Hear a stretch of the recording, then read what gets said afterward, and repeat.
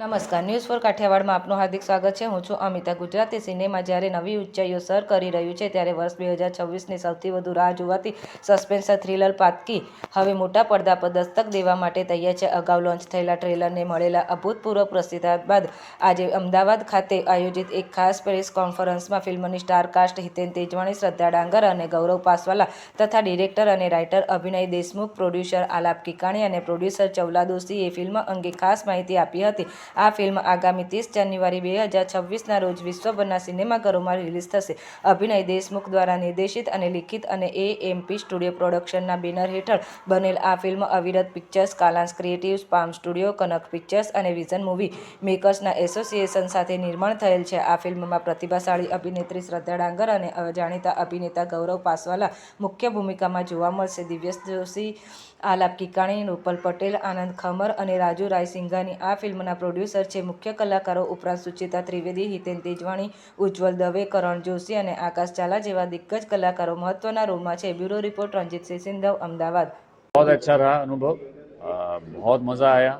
थोड़ा अलग है ये फिल्म, थोड़ी अलग है तो इतना था कि एक चैलेंज હતી કારણ કે ઇન્સ્પેક્ટરના ડાયલોગ હવે ગુજરાતીમાં, वो भी ठेठ गुजराती में, थोड़ा सा वक्त लगा लेकिन हाथ में आ गए डायलॉग्स और अच्छा निकल के आया। खास करके गुजराती मूवी कितनी मूवी है और अभी तक का क्या अनुभव रहा? 5वीं मूवी हो गई और बहुत अच्छा अनुभव रहा। जैसे कि मैंने अंदर भी बताया आप लोगों को कि ये एकदम मतलब दोनों हाथ खोल के मेरा वेलकम किया गया और उम्मीद करता हूँ कि आगे भी ऐसे ही प्यार मिलेगा ताकि मैं और गुजराती मूवीज़ करता रहूँ। शूटिंग के दौरान खास ऐसा इंसिडेंट जो आपको याद रहा हो?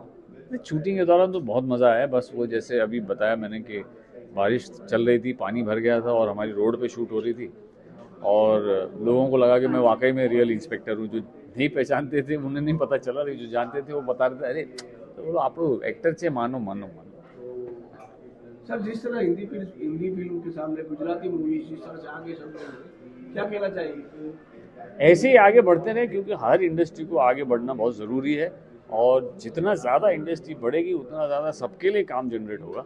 तो मैं तो यही चाहता हूँ कि सबके लिए काम हो और सारी इंडस्ट्रीज अच्छा करें, लोग जाके लेकिन सारी फिल्में थिएटर में जाके देखें और लोगों को बताएं कि ये फिल्म देखी, ये फिल्म अच्छी है, क्योंकि अगर आप बताओगे उससे उनको भी मज़ा आएगा कि वो भी जाके देखें, उनका मन होगा।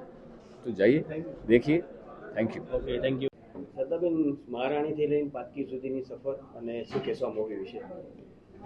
અત્યાર સુધી જેટલા પણ ફિલ્મો કર્યા, હેલ્લારો હોય, કસુંબો, મહારાણી, ચાંદલો કે પછી અત્યારે પાતકી, બધાનો અનુભવ તો સારો જ રહ્યો. પ્રેમ બહુ જ બધો મળ્યો લોકોનો, પણ હંમેશાથી એવું હતું કે કંઈક એવી કોઈ ફિલ્મ કરું કે જે થોડુંક આપણી આસપાસનું વર્લ્ડ ના હોય.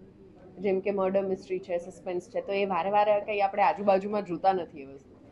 તો આ કંઈક અલગ જ દુનિયાની વાત છે.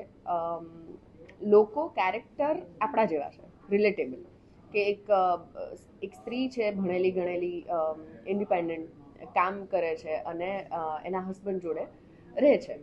તો અને પછી એ લોકોના જીવનમાં જે પણ થાય છે એના ઉપર આ વાર્તા છે. વધારે તો કેરેક્ટરનું તો બેઝિક આ છે કે she is a very independent lovely women. ખાસ કરીને તમે કેવી ફિલ્મોમાં વધારે રસ ધરાવો છો અને કરવા માંગો છો? પેલી કોમેડી હતી ને સસ્પેન્સ થ્રિલર છે. એવું મેં ડિસાઈડ નથી કર્યું કે આના પછી આવી કરું કે એના પછી હોરર કરું કે કોમેડી કરું, પણ જે પણ વાર્તા, જે ફિલ્મમાં વાર્તા હીરો છે કે આ વાર્તા પહોંચવી જ જોઈએ એવું લાગે ને, એ કરી લઉં.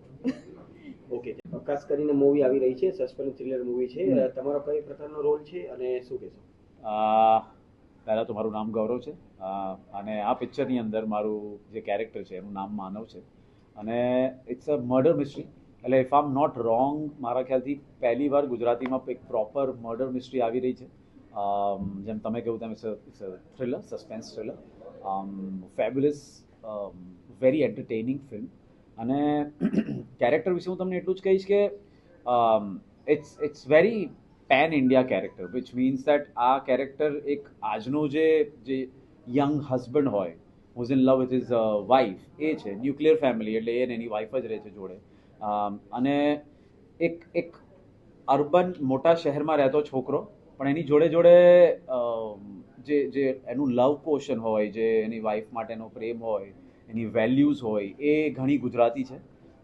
એટલે આખો એક સમન્વય છે, એક અર્બનાઇઝેશન, મોડર્નાઇઝેશન, એની જોડે ટ્રેડિશનલ વેલ્યુઝનો. તો that is Manav for you. એ એક MNCમાં નોકરી કરે છે, એક્ઝિક્યુટિવ લેવલ પર, બહુ હાયર પોસ્ટ પર છે, અને પછી એની સાથે લાઈફમાં શું થાય છે, that is what the film is about.